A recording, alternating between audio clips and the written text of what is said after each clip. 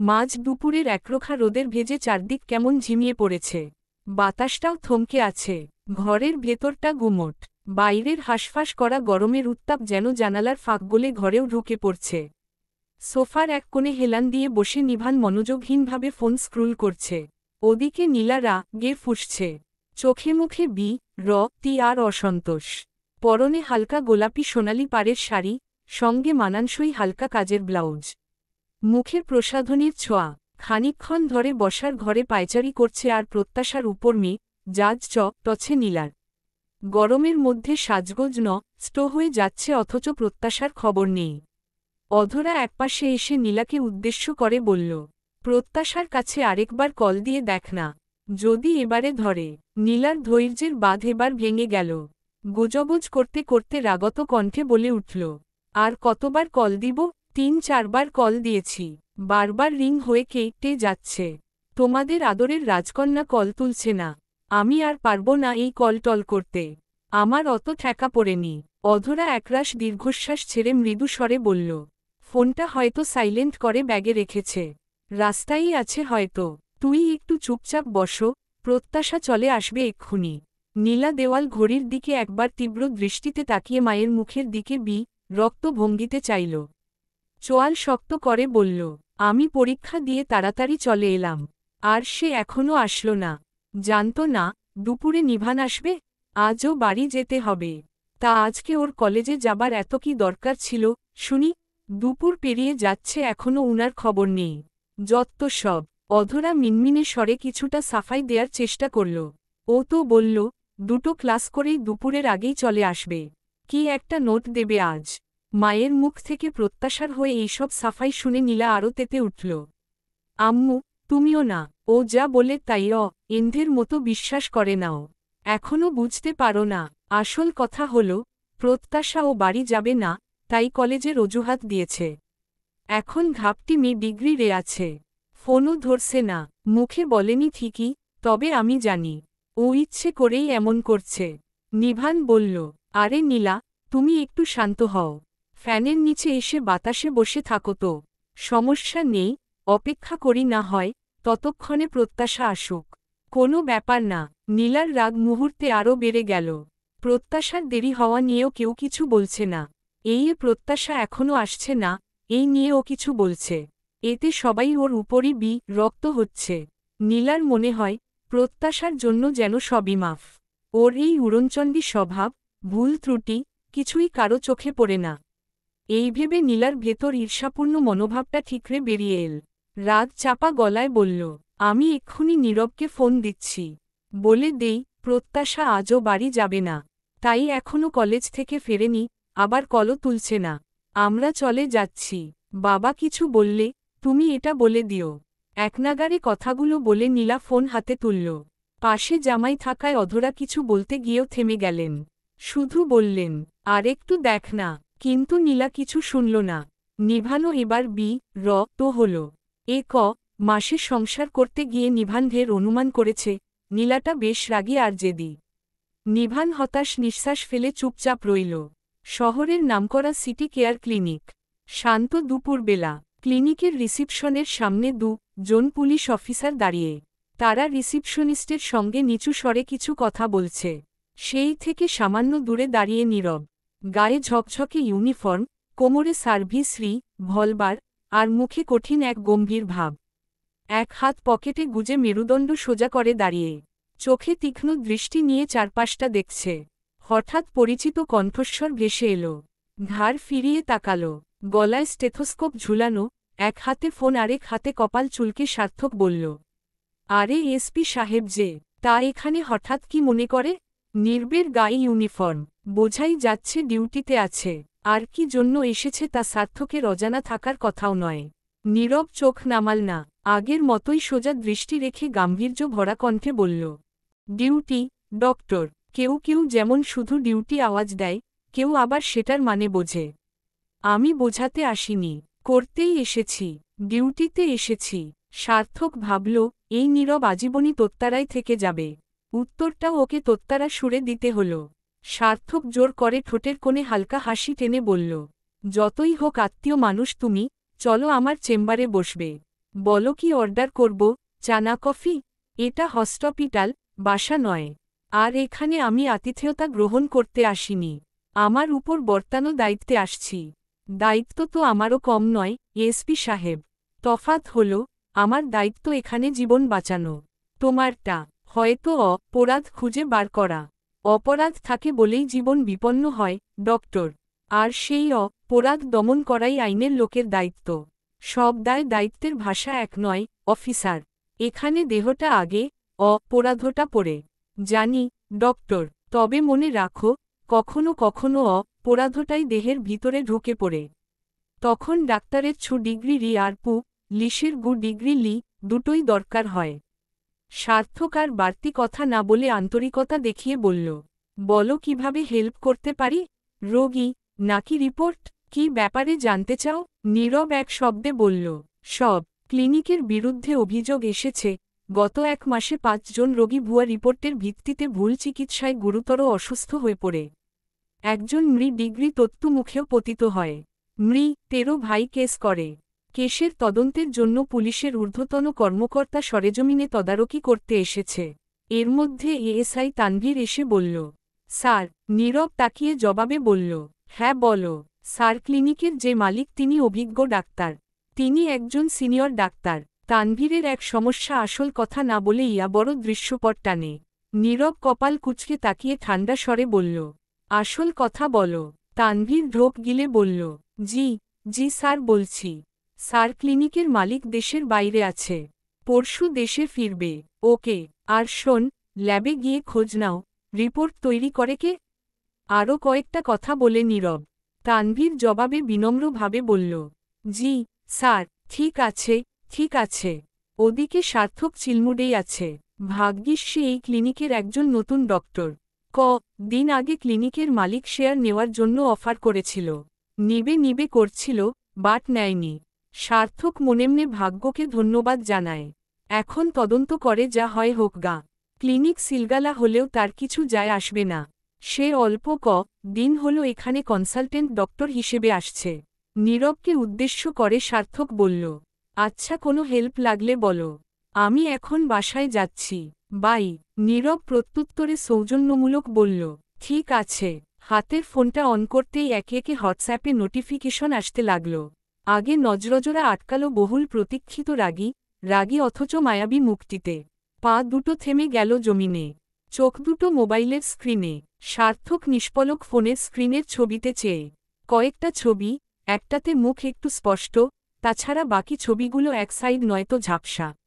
প্রত্যাশার ছবি, সাথে কোন কলেজে পড়ে, এবং বাড়ির ঠিকানাও দেওয়া মেসেজে। যেখানে প্রত্যাশার সাথে দেখা হয়েছিল, সার্থক লোক ঠিক করে, তার আশেপাশের সিসিটিভি ফুটেজ চেক করতে বলে। ডেট, টাইম আর মেয়েটি সম্পর্কে ধারণা দিয়েছিল। মেয়েটিকে চেনা সহজ হয় স্কুটিটার জন্য। সিসিটিভি ফুটেজ থেকে ছবি কালেক্ট করে খোঁজ নিয়ে নাম, ঠিকানাসহ ছবি পাঠিয়েছে। সার্থক বিড়বিড় করে আওড়াল, ইয়ানুর প্রত্যাশা, সো নাইস নেইম। নীরব ক্লিনিকের মেইন দরজা পেরিয়ে করিডোর ধরে এগোচ্ছিল। হঠাৎ চোখ পড়ল সার্থকের দিকে। সার্থক তখনও ফোনের স্ক্রিনে মুখ গুজে। নীরব তার পাশ দিয়ে গটগট করে হেঁটে যেতে থাকে। সৌজন্যমূলক আর বাক্যব্যয়ের একফোঁটাও আগ্রহ জাগে না নীরবের ভেতর। ওদিকে সার্থক, সে তো অন্য দুনিয়ায় চলে গিয়েছে। আশপাশের কিছুতে তার খেয়াল নেই। নীরব সার্থককে পাশ কাটিয়ে হনহনিয়ে বেরিয়ে যায়। সোজা পার্কিং লনে আসে, যেখানে ওর বাইক রাখা। এমন সময় ফোনটা বেজে ওঠে। স্ক্রিনে নীলার নাম দেখে কপালে ভাঁজ পড়ে। ফোন রিসিভ করে প্রথমে শান্ত স্বরে সালাম দেয়। নীলা তাড়াহুড়ো ভরা গলায় বলে ওঠে, নীরব, তুমি কি খুব ব্যস্ত? নীরব নম্র সুরে জবাব দেয়, ভাবি, আপনি বলুন। সমস্যা নেই। নীলা বলে যেতে থাকে, নিভান তো অনেকক্ষণ হলো এসেছে। আমি পরীক্ষা শেষে সেই কখন অপেক্ষা করছি। আর প্রত্যাশা এখনও কলেজ থেকে ফেরেনি। কথা ছিল দুপুরে আমরা রওনা হব। কিন্তু ও এখনও আসেনি, ফোনও ধরছে না।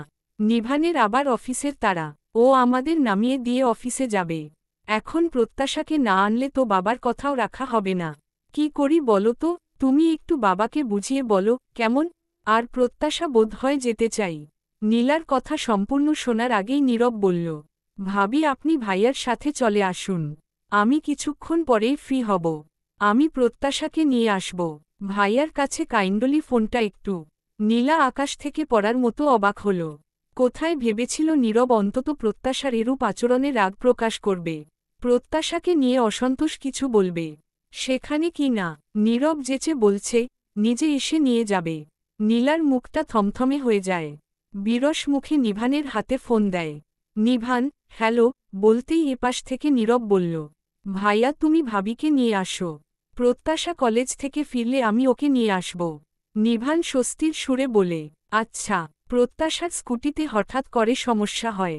অনেকটা পথ স্কুটি ঠেলে এক গ্যারেজে পৌঁছায়। ঠিক করতে একটু সময় লেগে যায়। ফোনটা ব্যাগে থাকায় নীলার কল বুঝতেই পারেনি।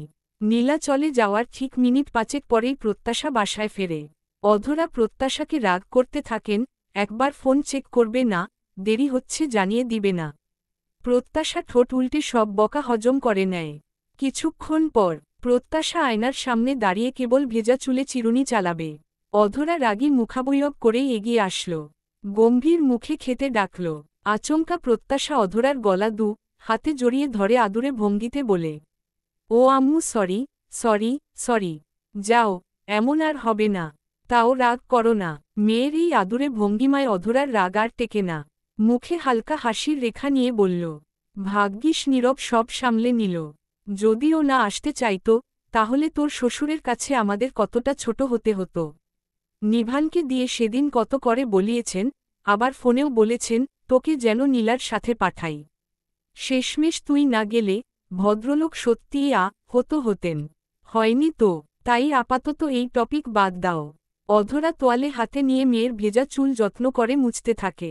প্রত্যাশা চুলে হাত দিয়ে বলে উঠল, আহ আম্মু, আস্তে মুছো তো। আমার লাগছে। চুল থেকে টপটপ পানি পড়ে পুরো বন্যা বয়ে যাচ্ছে। নিজে ঠিকঠাক মুছবে না, মুছতে গেলেও দিবে না। অধরা চুল মুছতে মুছতে মেয়েকে বেশ শাসানোর সুরে এসেই বলছে, ও বাড়িতে গিয়ে যেন কোনো দরামি না করে, একটু চুপচাপ থাকে। বিভিন্ন উপদেশ শেষে হেনতেন বুঝো দেয় মেয়েকে। বেশ কঠোরভাবে বলল, শোন, নতুন বউ, তাই কেউ কিছু বললে মুখে মুখে তর্ক করবি না একদম। সয়ে নিবি, কিছু বলার দরকার নেই। আমার মুখটা বন্ধ রাখা আর রেডিওতে ভিডিও দেখা সমান কথা। অধরা চোখ পাকিয়ে তাকালো। 3টার দিকে নীরব আসে। অধরা জোর করলে হালকা কিছু খায়। বসার রুমে প্রত্যাশার জন্য অপেক্ষা করছে নীরব। আসার পর অধরাকে বলে, প্রত্যাশাকে একটু তাড়াতাড়ি রেডি হতে। ওদিকে প্রত্যাশা ধীরে ধীরে রেডি হচ্ছে। ওর মাঝে তাড়াহুড়ো নেই। নির্বের সামনে এখনও যায়নি। একেবারে রেডি হয়ে ড্রয়িং রুমে গিয়ে হালকা কাশার মতো করল প্রত্যাশা। নীরব সেই শব্দে মাথাটা তুলে চাইল। গায়ে অফ হোয়াইট রঙের নরম গাউন, খোলা চুল, ফ্যানের বাতাস লেগে উঠছে। চোখে শুধু একটু কাজল, ঠোঁটে গোলাপি লিপবাম, যেন মেঘের ফাঁকে ফুটে থাকা ভোরের আলোর মতো। নির্বের দৃষ্টি টকে গেল সেই কাজল পরা চোখের গভীরে। প্রত্যাশা মৃদুস্বরে বলল, আমি রেডি। নীরব দৃষ্টি সরিয়ে উঠে দাঁড়াল। পরপর পিছনে অধরা আর শফিক সাহেব আসেন। নীরব ভদ্রতা মেইনটেইন করে, অতঃপর বেরিয়ে বাসার সামনে রাখা বাইকে বসে। প্রত্যাশা মুখটা বেজার করে বিদায় নেয়। আজ কেন জানি বাড়ি ছেড়ে ও বাড়ি যেতে ভীষণ কান্না পাচ্ছে। একদম বুক ফাটা কান্না আসছে। দাঁতে দাঁত চেপে কান্না সম্বরণ করছে ও। কই এর আগেও তো গিয়েছে। তখন তো হাসতে হাসতে গিয়েছে আপুকে আনতে। আগে না হয় থাকেনি, এবার বড়জোর 2 দিন থাকবে। চলেই তো আসবে। তাও মনটা মানছে না, কেমন কান্না পাচ্ছে। বাইক চোখের আড়াল হতেই শাড়ির আঁচল তুলে অধরা চোখের পানি মুছল। শফিক সাহেবেরও বুকটা শূন্য শূন্য লাগছে। ঘর আজ একদম ফাঁকা ফাঁকা, নিষ্প্রাণ ঠেকেছে। নির্বের থেকে খানিকটা দূরত্ব বজায় রেখে প্রত্যাশা বসেছে। শহরের ব্যস্ত রাস্তা দিয়ে শাঁসা শব্দে বাইক ছুটছে। নীরব লুকিং গ্লাসে মাঝে মাঝে প্রত্যাশার ভার ভার মুখটা দেখছে। জনের মাঝের নীরবতা ভেঙে নীরব প্রথমে নরম কণ্ঠে বলল, ধরে বসো। প্রত্যাশা ইতস্তত গলায় বলল, ঠিক আছি। নিচের ঠোঁটের বাম পাশে দাঁত বসিয়ে নীরব কিছু ভেবে ফের বলল, আচ্ছা ঠিক আছো, কিন্তু বাই এনি চান্স কিছু হলে তোমার আব্বু আম্মু তো বলবে জামাই মেয়ের যত্ন নিতে পারে না। প্রথম দিনেই অ্যাক্সিডেন্ট, তাই ভাবলাম প্রথম দিনের জন্য একটু বেশি কেয়ারফুল থাকি। প্রথম দিনে কোনো রিস্ক নিতে চাচ্ছি না। পরে না হয় তোমার ইচ্ছে মতো বসবে, তখন না হয় তোমার ইচ্ছে মতো ঝুঁকি নেব। প্রত্যাশা থতমত খায় নির্বের কথায়। ভাবল, লোকটা ভীষণ ধুরন্ধর তো। তবে মুখে কিছুই বলল না ও। প্রত্যাশা লজ্জা আর দ্বিধায় একটু থেমে অবশেষে এক হাত রাখল নির্বের কাঁধে। হাত রাখার সঙ্গে সঙ্গে লুকিং গ্লাসে চোখাচোখি হয়ে গেল দুজনের। নীরব দৃষ্টি সরিয়ে বাইক চালানোয় মনোযোগ দিল। ট্রাফিক সিগন্যাল লাল বাতি লতেই একে একে গাড়িগুলো থামতে থাকে। প্রীতি ইচ্ছেকে নিয়ে শপিংয়ে যাচ্ছিল। ইচ্ছে জানালা দিয়ে উৎসুক হয়ে পাশের গাড়ি দেখছিল। এমন সময় ইচ্ছে চোখের পলক ঝাপটাল। প্রীতির বাহু ধরে ঝাঁকিয়ে বলল, মাম্মা, মাম্মা, পাপা। উইয়ে পাপা। প্রীতি ঘাড় ঘুরিয়ে তাকাল। বাইকে স্পষ্ট নীরবকে দেখা যাচ্ছে। তবে মেয়েটার মুখ অন্যদিকে থাকায় দেখা গেল না। প্রীতি ভ্রু কুচকে তাকিয়ে রইল। ইচ্ছে জানালার উপর ছোট্ট হাতে পপ রাতে জোরে জোরে ডাকতে লাগল। পাপা, পা এই পাপা, পাপা আমি। ট্রাফিক সিগন্যালের লাল আলোটা এখনও জ্বলছে। বাইকটা সামান্য কাঁপছে। নীরব একদৃষ্টে সামনে তাকিয়ে। পাশে বসা মেয়েটার মুখ অন্যদিকে। মাথাটা এমনভাবে ওপাশে করে রেখেছে, শুধু পিঠজুড়ে থাকা ঘনকালো চুলগুলো দেখা যাচ্ছে। প্রীতি গাড়ির জানালা দিয়ে এক ঝলক স্পষ্ট নীরবকে দেখতে পেল। কোথাও একটা অদ্ভুত ধাক্কা খেল। ইচ্ছে জানালার কাছে হাত ঠুকতে ঠুকতে ডেকে যাচ্ছে, পাপা, পাপা। ওদিকে নির্বের দৃষ্টি সামনে। গাড়ির উইন্ডোজ বন্ধ থাকায় ইচ্ছের ডাক বাইরে আসছে না। প্রীতি চোখ সরাতে পারছে না। কৌতূহলী হয়ে নির্নিমেষ চেয়ে নির্বের পাশে বসা মেয়েটার মুখটা দেখতে ইচ্ছে করছে। মেয়েটাকে মাথায় ঘুরপাক খাচ্ছে একের পর এক প্রশ্ন। ভাবল, নির্বের পাশে ও কি তবে তবে কি মেয়েটা নির্বের গার্লফ্রেন্ড? এরই মধ্যে সিগন্যাল সবুজ হল। বাইকের হালকা গর্জনে নীরব গতি বাড়াল। আশেপাশে না তাকিয়ে বাইক সোজা এগিয়ে গেল। মেয়েটা তখনও মুখ ফেরাল না। ইচ্ছেদের কারো চলতে থাকল। এদিকে ইচ্ছের মন ছটফট করছে। ফর্সা আদুরে মুখটা শুকিয়ে গেল। প্রীতির হাত ধরে নাড়া দিয়ে বলে উঠল, মাম্মা, মাম্মা, ডাকো পাপাকে। পাপা গেল তো। বাইকটা সিগন্যাল পেরিয়ে ভিড়ের আড়ালে মিলিয়ে যায়। জানালার কাছে ছোট্ট হাত রেখে ইচ্ছে পিছু ফিরে তাকায়, আবার মায়ের দিকে। আবদারের সুরে কয়েকবার বলে, পাপাকে ডাকতে। প্রীতি তো হয়ে ম কিয়ে উঠল। ইচ্ছে আন্ডারস্কোর একদম তো করবে না। চুপচাপ থাকো। মায়ের মকে ইচ্ছের ভেতরটা কেঁপে ওঠে। পাপা তার ডাক শুনল না, ফিরে তাকালো না। এই অভিমানে ইচ্ছের বুক ভেঙে যাচ্ছে। মায়ের মকে কান্না আর আটকাতে পারল না। কান্নারা বাঁধনহারা হয়ে উপচে পড়ল। ইচ্ছে ছোট্ট দুই হাতে চোখ ডলতে ডলতে ঠোঁট উল্টে শব্দ করে কান্না জুড়ে দিল। প্রীতির তীব্র রাগ হল। ইচ্ছের এই কান্না এখন সহজে থামবে না। শপিং করতে যাচ্ছিল, সেটাও এখন মাটি হবে। মনে হচ্ছে ইচ্ছেকে আনাটাই ভুল হয়েছে। বাসায় রেখে আসলেই বেটার হতো। প্রীতি মেয়ের মিনিট পাঁচেক ক্ষণের কান্নাতেই অতিষ্ঠ হয়ে ওঠে। হাতের ফোনটা আনলক করে ডায়ালে গিয়ে নির্বের নম্বরে কল করে। নীরব বাইকের গতি কমিয়ে ফোন হাতে নিল। প্রীতির কল দেখে ভ্রু কুচকাল।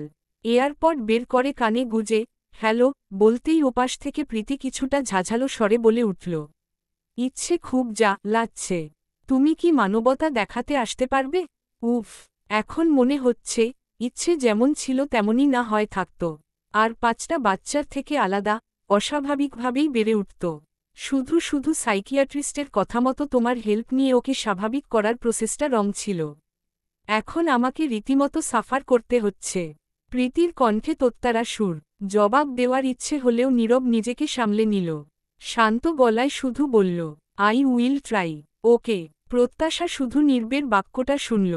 সরল মনে অফিসিয়াল কলটল হবে ভেবে মাথা ঘামাল না।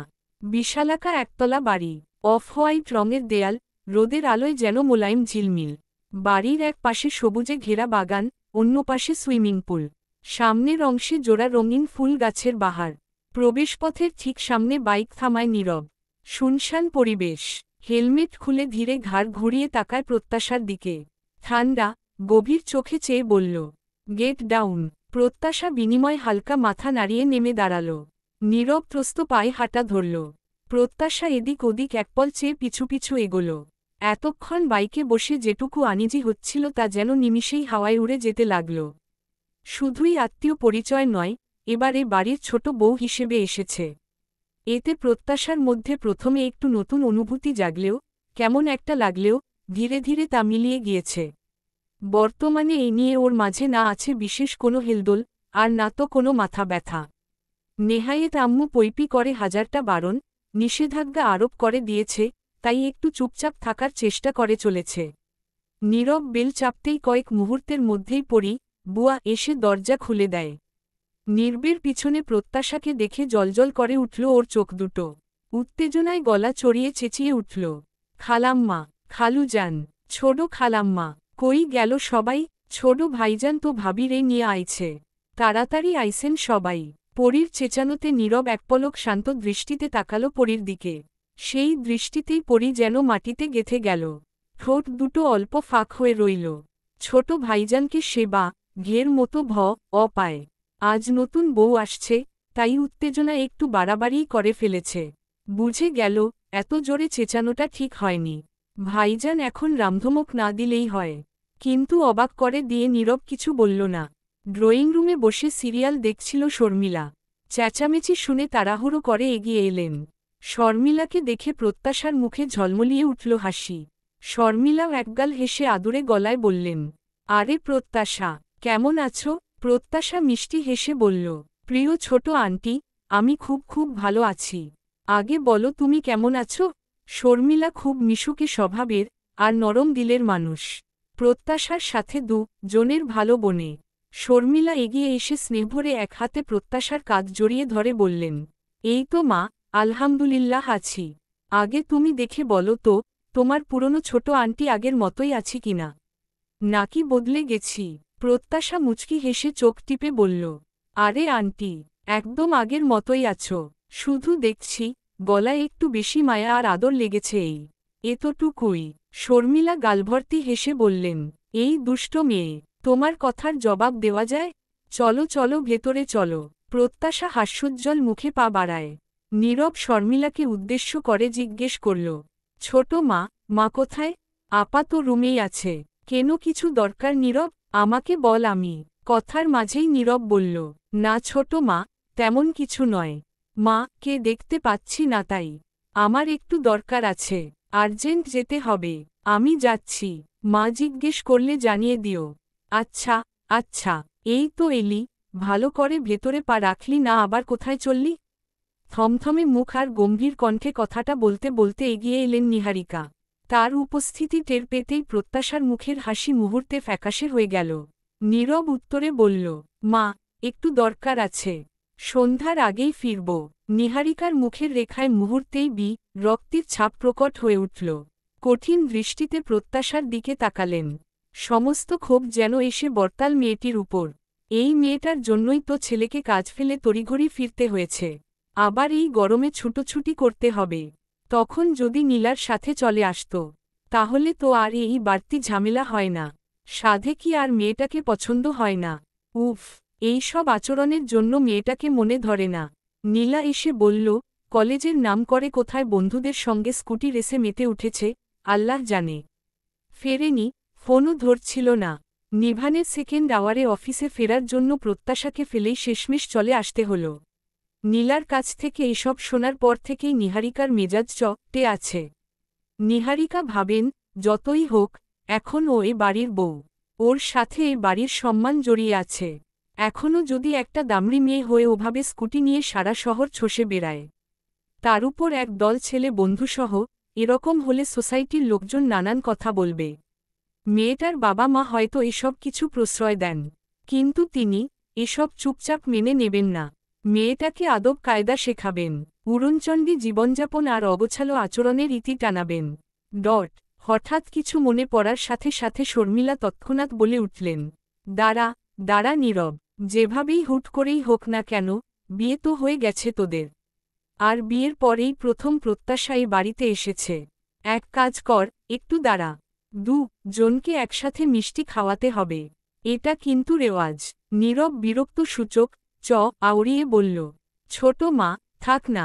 যা রিচুয়াল আছে করো, সমস্যা নেই। তবে আমাকে বাদ দাও।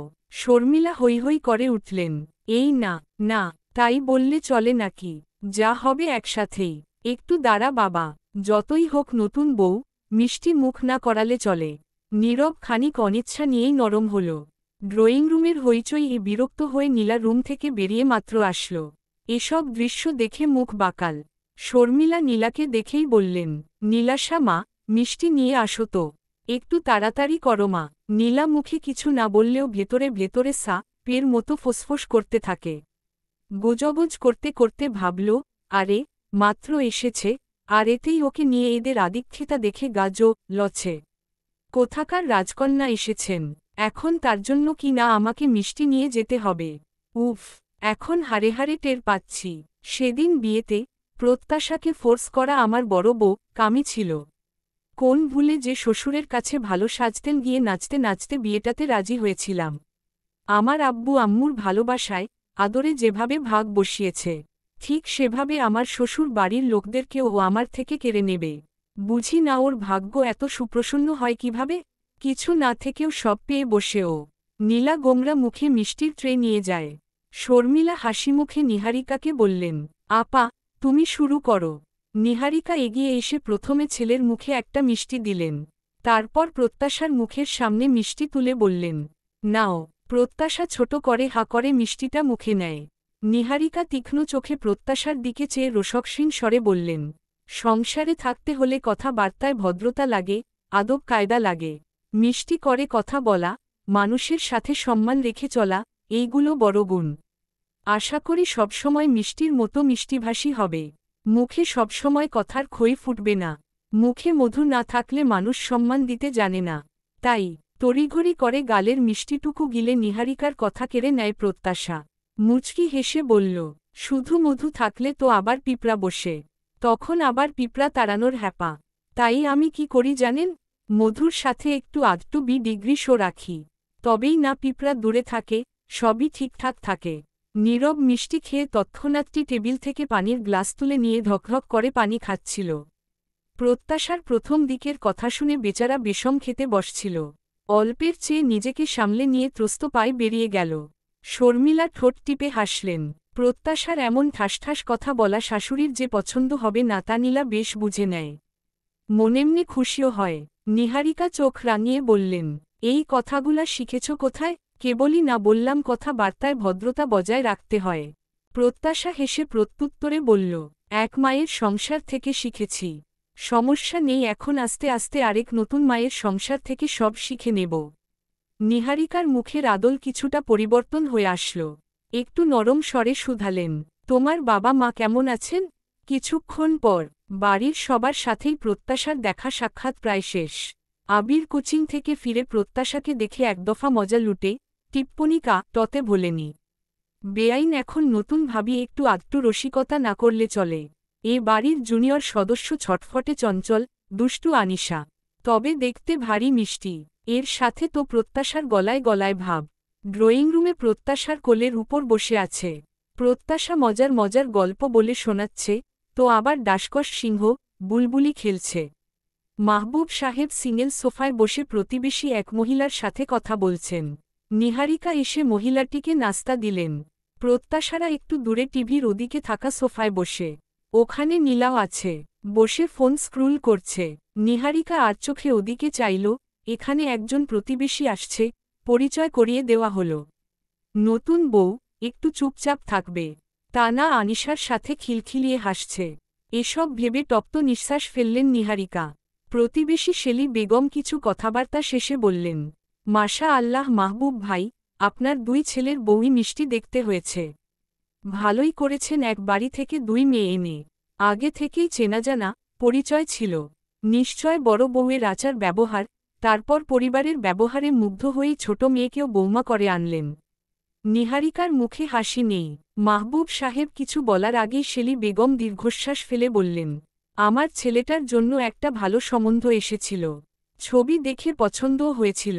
পাকা কথা বলবো এমন অবস্থা।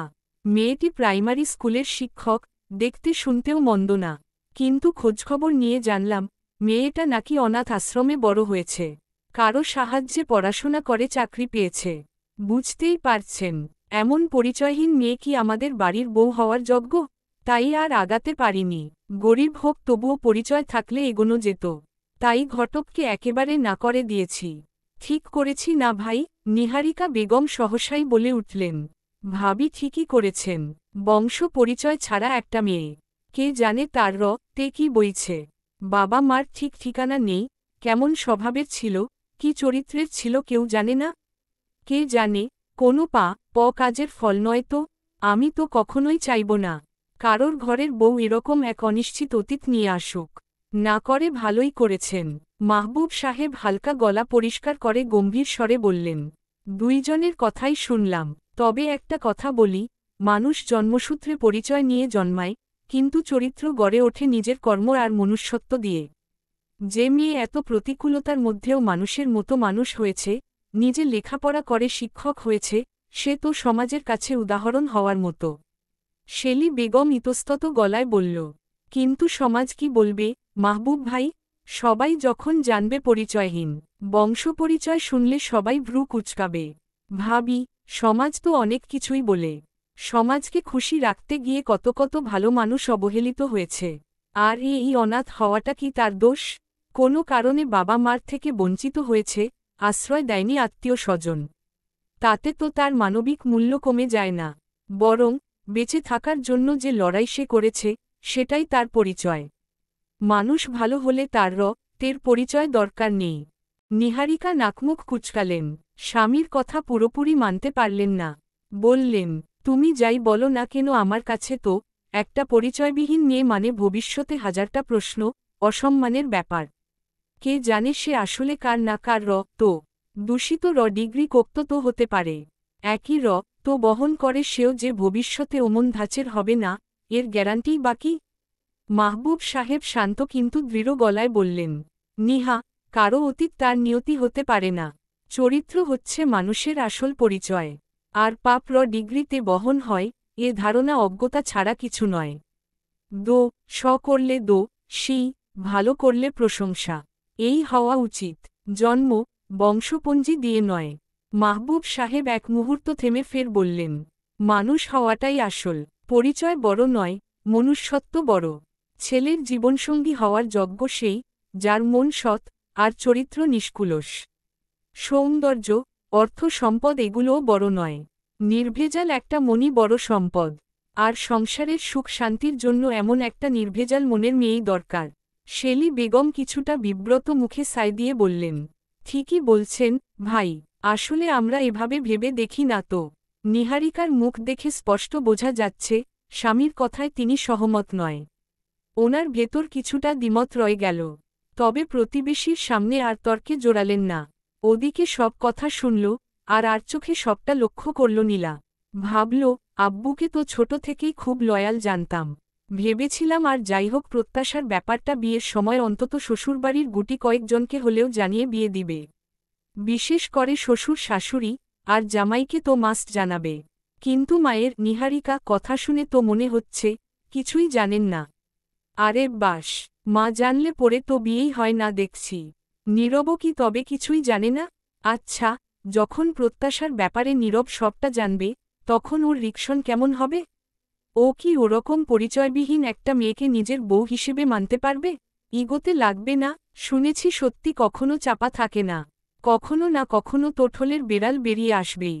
তখন কি হবে, এই ভেবে তো আমি খুব এক্সাইটেড। তবে যাই হোক, আব্বু আম্মু মোটেই এটা ঠিক করেনি। অ্যাট লিস্ট নীরব আর আমার শ্বশুর শাশুড়িকে চুপি চুপি জানানো উচিত ছিল। উফ, আম্মুটাও না, আমাকে দিয়ে ওয়াদা করে রেখেছে। না হলে কবেই প্রত্যাশার আহ্লাদ ছুটাতাম। আমার আদরে, আমার সবকিছুতে উড়ে এসে জুড়ে বসায়। ডট ডট ডট কিছুক্ষণ পর আবির দুই হাতে একগোছা পাকা সবরি কলার ফানা ধরে এগিয়ে আসতে আসতে ডেকে উঠল, বড় মা, কোথায় তুমি? এই যে বাগানের কলাগাছের কলা পেকে একেবারে সোনালি হলুদ রং হয়ে গিয়েছে। পাখিরা তো একের পর এক লুটেপুটে খাচ্ছিল। বড় বাবা বললেন কেটে নিতে, তাই তোমার অনুমতি না নিয়েই একেবারে কেটে নিয়ে চলে এলাম। নিহারিকা সামনে এগিয়ে বললেন, ভালো করেছিস। তারপর আঙুল তুলে দেখিয়ে দিলেন, ওখানে রাখো, সবাই খাবে। আবির কলার ফানাটাটি টেবিলের উপর নামিয়ে হাত ঝাড়তে ঝাড়তে বলল, বেআইন প্লাস নতুন ভাবি আর পুরানো ভাবি, জনকেই বলছি, আমাদের বাগানের একদম গাছপাকা ফল। খেয়ে দেখুন, একেবারে মধুমিষ্টি। কষ্ট করে বাগানে ঢুকে কলার গাছে বসা পাখিদের সাথে গড়া করে এনে দিলাম। তার বিনিময়ে একটা ছোট্ট যা খুঁজে দিলে মন্দ হয় না। নিহারিকা চোখ পাকালেন। আবির তৎক্ষণাৎ দুষ্টুমির হাসি হেসে চোখের ইশারায় ক্ষমা চেয়ে নিলাম ভঙ্গি করল। প্রত্যাশা মজা করে বলল, শুধু যা কেন, একবারে পায়েসও এনে দিতে পারি। তুমি চাইলে ফুড পান্ডা থেকে এখনই অর্ডার করে দিচ্ছি। নিহারিকা নীলাকে বললেন, নীলাশা খেয়ে দেখো খুব মিষ্টি। আগে বলায় বেশ খুশিই হল নীলা। নিহারিকা প্রত্যাশার দিকে তাকিয়ে বললেন, তুমিও নাও। প্রত্যাশা মৃদু মাথা নাড়ল। শর্মিলা আনিশার জন্য খাবার নিয়ে আসল। এসে প্রত্যাশাকে উদ্দেশ্য করে বলল, প্রত্যাশা নাও। প্রত্যাশার একটু ইতস্তত লাগছিল, তবে সবাই বলায় হাসিমুখে হাত বাড়িয়ে ছিঁড়তে থাকল। ছিঁড়তে ছিঁড়তে বলল, ওয়াও, জোড়া কলা। শুনেছি জোড়া কলা খেলে নাকি টুইন্স বেবি হয়। আমার তো টুইন্স বেবির খুব শখ। আমি তো এটাই খাব। এই বলে প্রত্যাশা হাতে নিয়েছে। এর মধ্যে আচমকা নিহারিকা প্রত্যাশার হাত থেকে কেড়ে নিলেন। প্রত্যাশা তাজ্জব, ভ্রু কুচকে মনেমনে আওড়াল। আরে বাস, মাদার ইন ল তো দেখছি। বাংলা সিনেমার যা শাশুড়ি রিনা খানকেও ফেলমি রে দিল। নতুন বউয়ের হাত থেকে প্রথম দিনেই খাবার কেড়ে নিল। প্রত্যাশার ভাবনার ভাঙন ঘটালেন নিহারিকা। হালকা অপ্রস্তুত গলায় বললেন, জোড়া কলা খেতে হয় না, অন্যটা বেছে নাও। শর্মিলা ভাবলেন, আপাও না, মাঝে মাঝে একেবারে বাচ্চাদের মতো বিহেভ করে বসে। ওটা তো এমনি এমনি সবাই কথার কথা বলে থাকে। প্রত্যাশা ছোট, ওরকম শুনেছে, তাই হয়তো বলেছে।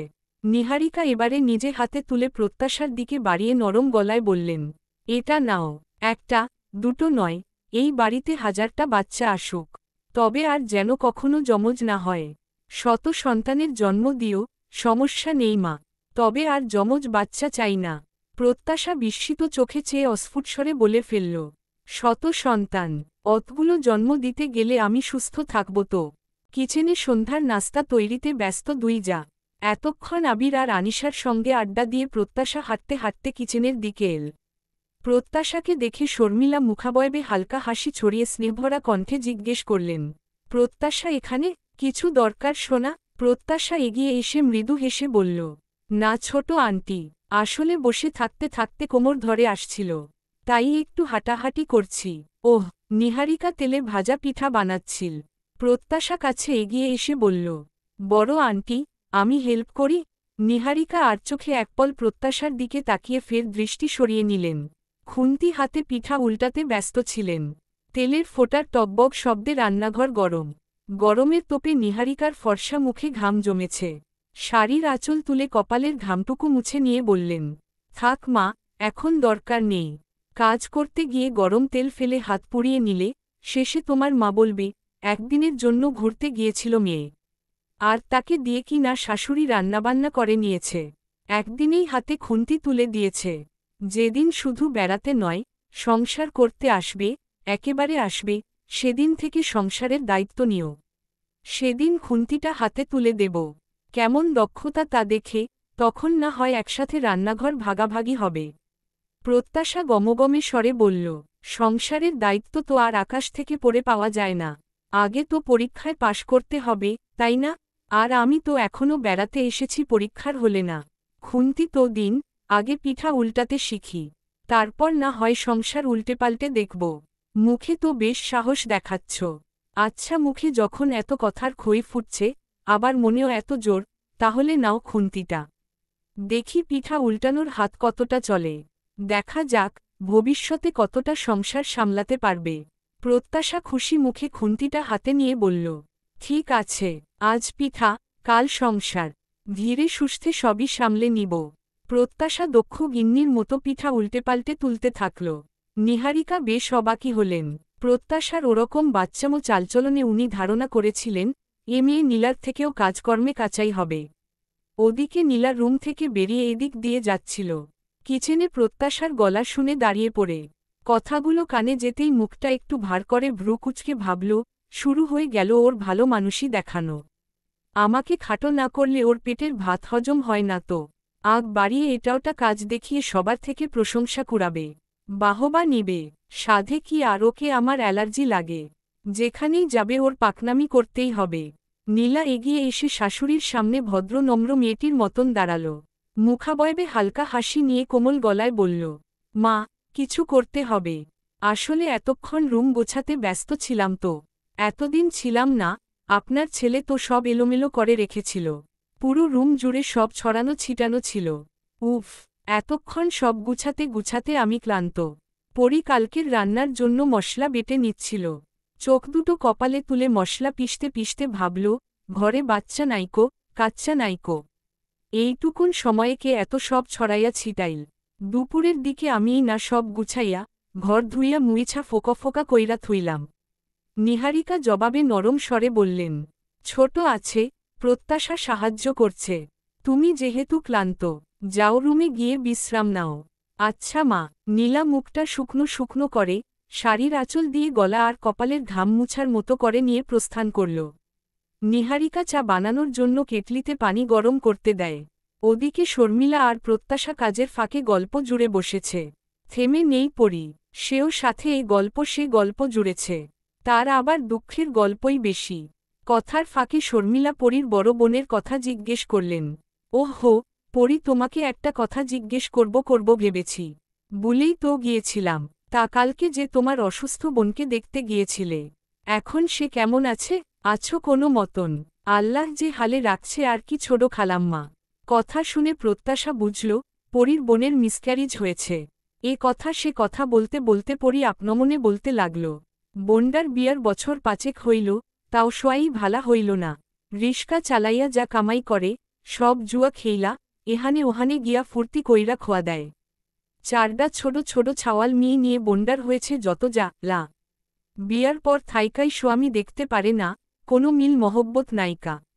সংসারে ক্যাচাল লাইগাই থাকে। কিছু ভেবে প্রত্যাশা ভ্রু কুচকে তৎক্ষণাৎ বলে উঠল, এই ওয়েট, শুনে যা বুঝলাম, বিয়ে হয়েছে 5 বছর, 4টে বাচ্চা, একটা মিসক্যারিজ। নিহারিকা চা বানানোর জন্য কেটলিতে পানি গরম করতে দেয়।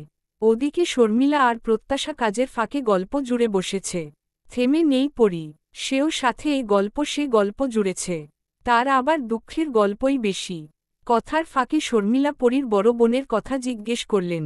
ওহো, পরি, তোমাকে একটা কথা জিজ্ঞেস করব ভেবেছি। বলেই তো গিয়েছিলাম।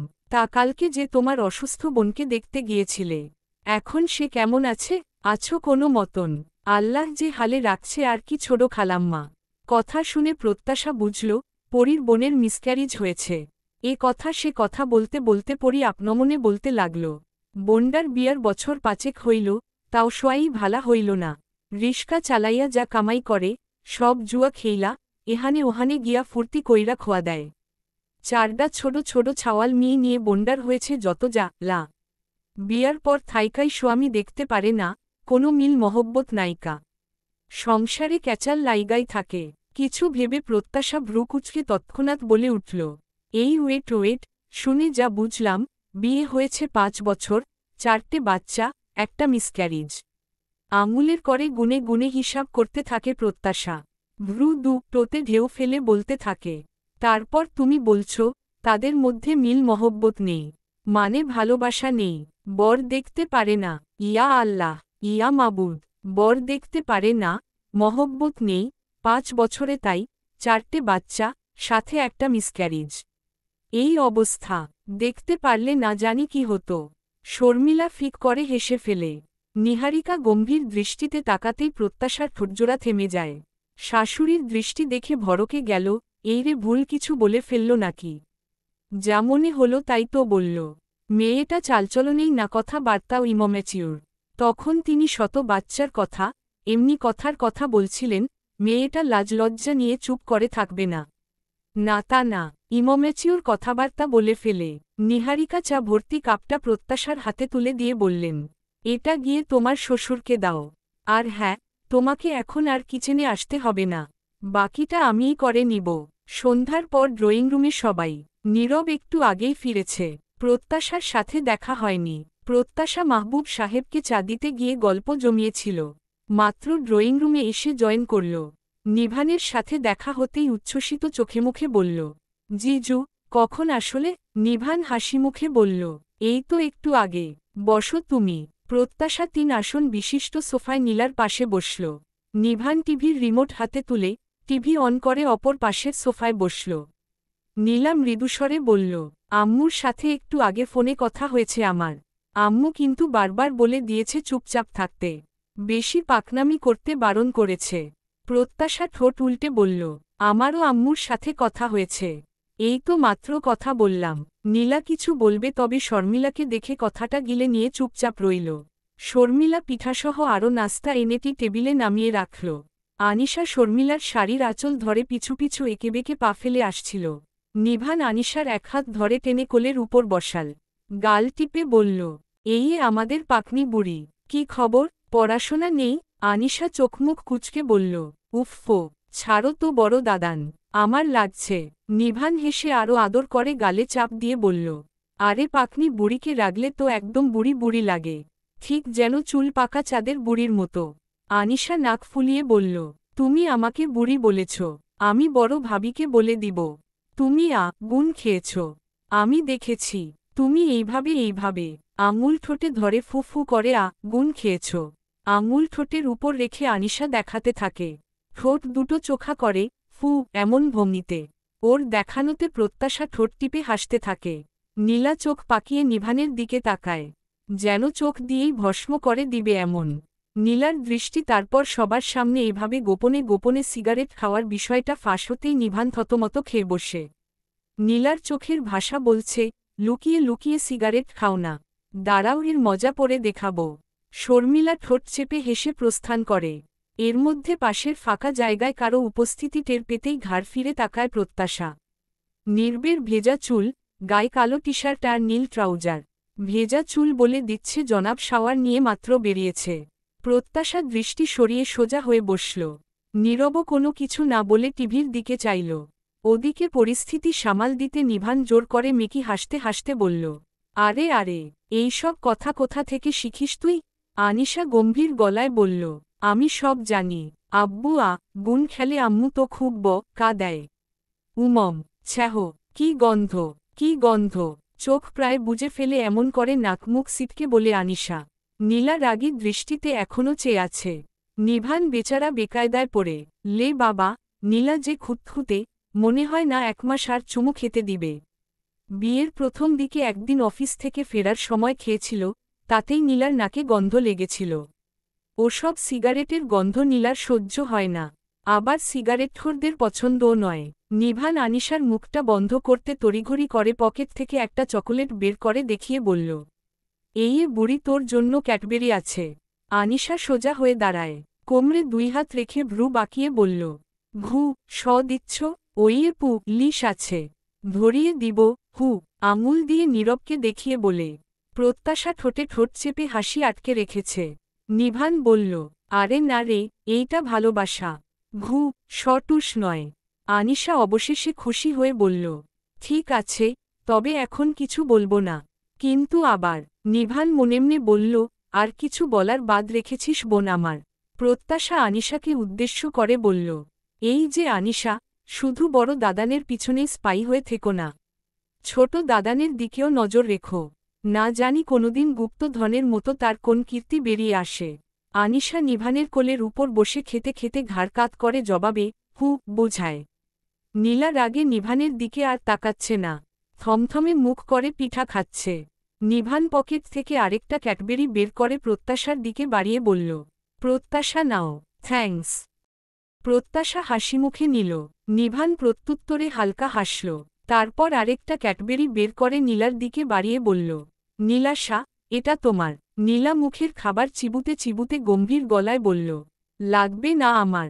নিভান চোখের ইশারায় সরি বলে আর কখনো সিগারেটের ধারের কাছেও যাবে না, ছুঁয়েও দেখবে না বোঝায়। নীলার মন এবার একটু নরম হল। অন্যদিকে তাকিয়েই ক্যাডবেরি হাতে নিল। নীরব টিভির রিমোট হাতে, খবরের চ্যানেল ঘাটাঘাটি করছে, মাঝে মাঝে নিভানের কথার উত্তর দিচ্ছে। ব্যাস, নীলা উঠে ডাইনিংয়ে পানি খেতে যায়। প্রত্যাশা ক্যাডবেরি চিবুতে চিবুতে আর চোখে নির্বের দিকে চাইল। নীরব কোনা চোখে তাকাতেই আকস্মিক জনের চোখে চোখ পড়ল। নির্বের কপাল গুটিয়ে আসল। নীরব চোখের ইশারায় হালকা ঠোঁটের কোণে ইশারা করল। প্রত্যাশা ভ্রুট্রু কুচকে ফেলল, বুঝতে পারল না। নীরব আবার ঠোঁটের দিকে তাকিয়ে দেখাল। প্রত্যাশার চোখে মুখে বিস্ময় প্রকাশ পেল। আচ্ছা, লোক তো এসপি সাহেব। সরাসরি ঠোঁটের দিকে ইশারা করছে। প্রত্যাশার চোখমুখ এবার কঠিন হয়ে এল। কি ফাজিল, কি ফাজিল! কথা নেই, বার্তা নেই। ঠিক একটা না একটা ধান্দায় থাকে এই লোক। গ্লাস হাতে ধরিয়ে ধরার নাম করে হাত স্পর্শ করা, ধরে বসার নাম করে কাছাকাছি বসা। আবার এখন তো সরাসরি। না না, এই লোক তো পরীর দুলাভাইকেও হার মানিয়ে দিচ্ছে। বউকে দেখতে পারে না, মহব্বত নেই, অথচ বছরে বছরে বাচ্চার বাপ হওয়াতে পটু। এএসপি সাহেবও তো সেম কিছিমের লোক দেখা যাচ্ছে। কখনো ভালো মুখে দুটো কথা বলল না। অথচ প্রত্যাশার ভাবনার মাঝেই নীরব আরেকটু এগিয়ে এল। সবার অগোচরে সন্তপর্ণে এক আঙুলে প্রত্যাশার ঠোঁটের কোণে লেগে থাকা ক্যাডবেরির টুকরো তুলে নিল। প্রত্যাশা তা অজ্জব বনে গেল। হৈ হৈ করে উঠবে তার আগেই ব্যাপারটা ধরতে পারল প্রত্যাশা। প্রত্যাশার দিকে ঝুঁকে নিচু গলায় বলল নীরব, ঠোঁটের কোণে মিষ্টি জাতীয় কিছু থাকলে তো আবার পিঁপড়া বসতে পারে, তাই রিস্ক না নিয়ে নিজের গর্জেই ফেলে দিলাম। তখনকার কথা নীরব মনে রেখেছে এটা ভেবে প্রত্যাশা অবাক হল। মনেমনে টঙ্কিত হয়ে ভাবল, ইয়া আল্লাহ, না জানি ওনার এই রিস্ক না নেওয়ার জন্য রাতে আবার কি বলে কয় বসে। রক্ষে করো মাবুদ। প্রত্যাশা ধীরে ধীরে চোখ তুলে নীরবের দিকে পূর্ণ দৃষ্টিতে তাকাল। চোখে চোখ রেখে নিম্নস্বরে ভেঙে ভেঙে বলল, তা আপনার এই ঝুঁকি না নেওয়া, এই বিশেষ খাতির যত্ন, এসব শুধুই কি আমার জন্য, নাকি সবার ব্যাপারেই আপনি এমন কেয়ারফুল? নীরব কিছু বলার জন্য মুখ খুলবে, প্রত্যাশার দিকে মাথাটা ঝুঁকে আছে, এমন সময় বিস্ফোরণ ঘটানোর মতো আনিশা উচ্চ শব্দে হইচই করে বলে উঠল, এই ছোট দাদান, নতুন ভাবি চুপি চুপি কি এত কথা বলছো শুনি? ছোট দাদান কানে কানে কি বলছে গো তোমায়? নিশ্চয় তোমার থেকে চকলেট খেতে চাইছে। জানো, ভাইয়া চুপি চুপি আমার থেকে এভাবে আইসক্রিম খেতে চায়। আমি দিই না, তুমিও দিও না কিন্তু, তাহলে ভ লেগে যাবে। আনিশার কথা শুনে খালি গলায়ও নীরব খুক খুক কেসে ওঠে। প্রত্যাশা নিজেও লজ্জায় পড়ে, সবাই ভাববে কি নাকি গল্প টল্প করছিল বুঝি। এই ভেবে প্রত্যাশার অস্বস্তি ক্রমশ ভারী হল। নিভান তাকাতেই নীরব অপ্রস্তুত হয়।